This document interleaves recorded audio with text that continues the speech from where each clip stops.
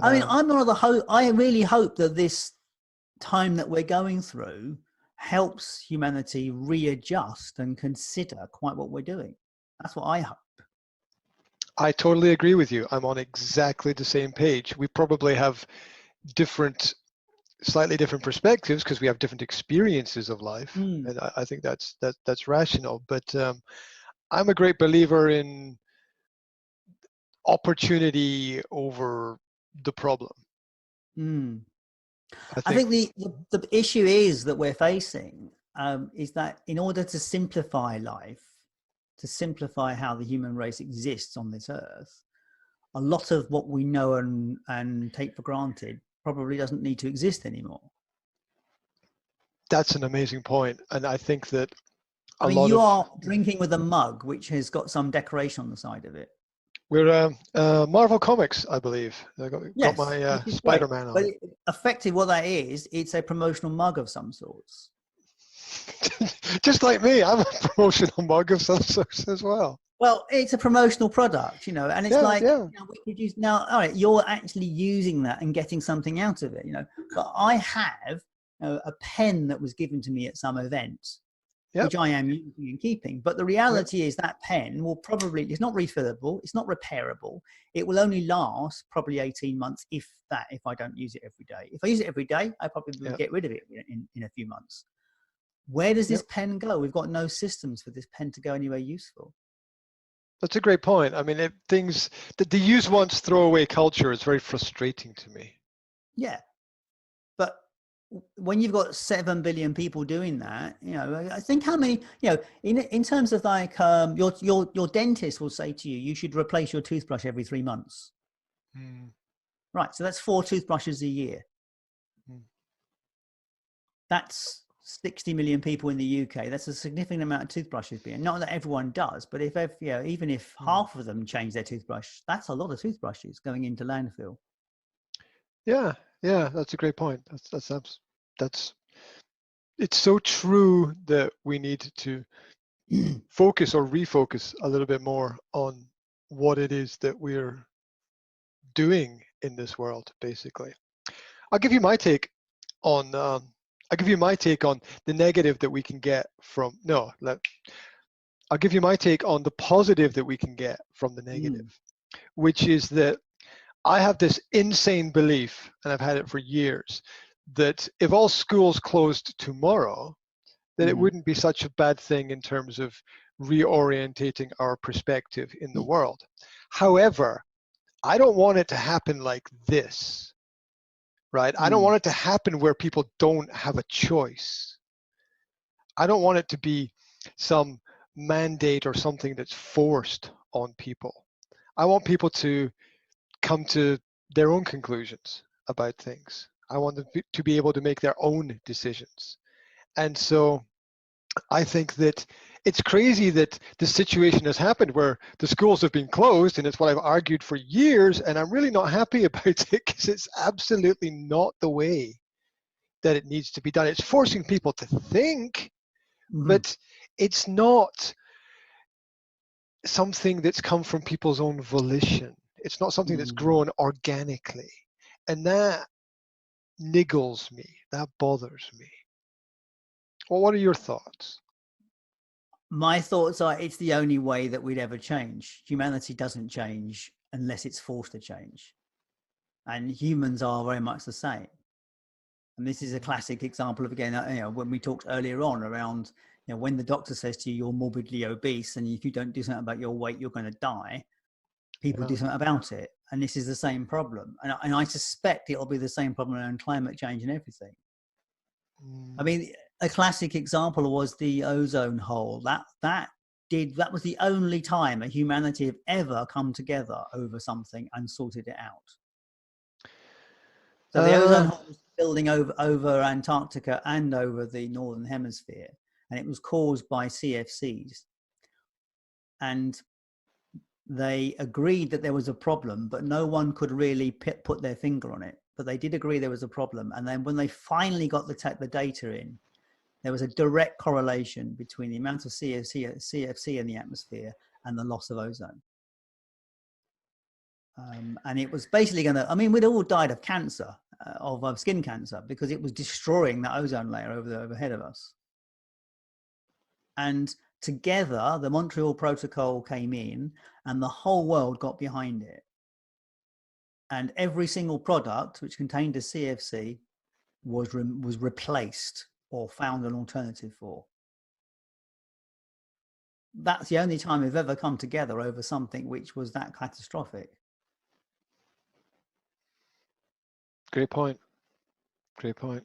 You know, and like this pandemic will do the same. You know, we will respect these things in future. I suspect that, you know, there will be pandemic systems put into place. And over the next few years, I suspect this lockdown process will happen more often and, you know, more rigidly, because they'll put systems in place for it and we'll be used to it. That scares the shit out of some people. Yeah, but if you know it's going to come, if you know that, and as we get more and more people on the earth, if you get 9-10 billion people on the earth, you're going to find more of these things. If we start pushing into more unknown areas, the other thing is same as like the permafrosts are retreating. So there may be hidden viruses in there that we've never been exposed to. As we change the planet, we get exposed to things that we've not been exposed to. And we may have to move away from them for a bit. Self-isolation or what have you. It's really interesting for me because as a person who reorientated their business to work from home, I originally had a walk-in business, a physical space, physical place. I moved that online several years ago, decided that I wanted to homeschool my kids to spend more time with them. Yeah. Nothing has changed for me. Can I say that? Really? Absolutely nothing has changed for me. I still continue to do exactly the same work that I did before in exactly the same way. My education with my children has not been disrupted in any way. And in fact, what's happened is I have more resources available to me. So this whole situation has been like win, win, win, win, win for me. So the fact that other people are stressing out and complaining, I sympathize and empathize and totally respect those problems. It's just odd that in this crazy world we live in, that some disadvantages for some people can be advantages for others. It's crazy. Nothing's changed for me that much. I'm still at my desk on a Monday. I'm still doing exactly the same things I would always do. I mean, what has changed is the market conditions have changed. That's certainly changed. And the people I'm talking to are in pain and struggling because the conditions are not the same as they were 3 or 4 weeks ago. So there is that implication that I think has to be dealt with. But certainly nothing's particularly changed for me in terms of, I mean, yes, obviously I have to queue to shop as I never used to. But other than that, and I can't buy toilet paper. But other than that, nothing's changed. Yeah. I think what will change out of this, though, is that people will recognize that they don't need to travel so much, that they can work from their desk. And I think that will be interesting. People can see their kids more because they can work at their desk. They can have their lunch with their kids and they can go back to work afterwards, and they can go into work maybe once or twice a month.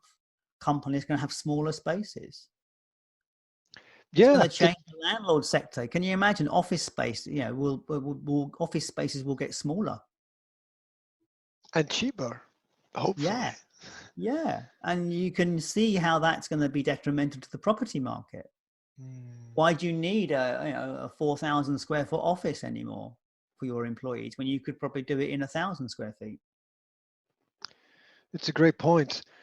I often think that, or I've often thought recently, that we can become more connected through these kinds of problems. And one of the ways I look at it is through the principle of air travel, where if you looked at how many planes were flying to how many destinations all of the time, If you had one of those 24-hour flight monitor apps in your phone, and you just like sort of clicked on it and you looked at the sky, there wouldn't be any space in the sky. There would just be No. a plane constantly flying from one place to another place. And if we're interested in the environment, if we're interested in pollution, if we're interested in saving resources, it would seem very logical that a reduction in that wouldn't be so negative. Hopefully. What we are seeing, though, and this is me, a closet economist, probably, or whatever you want to call him, or a packet economist. But if we're not all that, right? If we're not all closet economists, because we have to consider those facts. Yeah, but I mean, it's very clear to me when you look out at all these people going, I know people are moaning the fact that Branson wants a handout, or they're moaning that the guy from Witherspoons wants a handout, or he's not going to pay their people. We don't know how the internal accounting of those businesses is done. And probably, I suspect, as is the way of the world, a lot of these businesses are highly leveraged. Even though they are making big profits, all those profits are spoken for, already gone. They're not sitting in the balance sheet, they're gone. And so the trouble is trying to say to someone, yes, but you need to carry on doing it because you're making loads of profit. Yes, they are making a profit, but the profit's not there. It's being reinvested in something else, most likely. Because there's no point in having spare cash sitting around, because you end up paying tax on it, or you end up losing it somewhere. And that's the issue. That's why all these companies are going, we can't stay open because the money's already gone. It's already spoken for. So what it means to me is the fact that a lot of, like, airlines are a classic example. They need the constant people buying into the airline just to keep the machine rolling.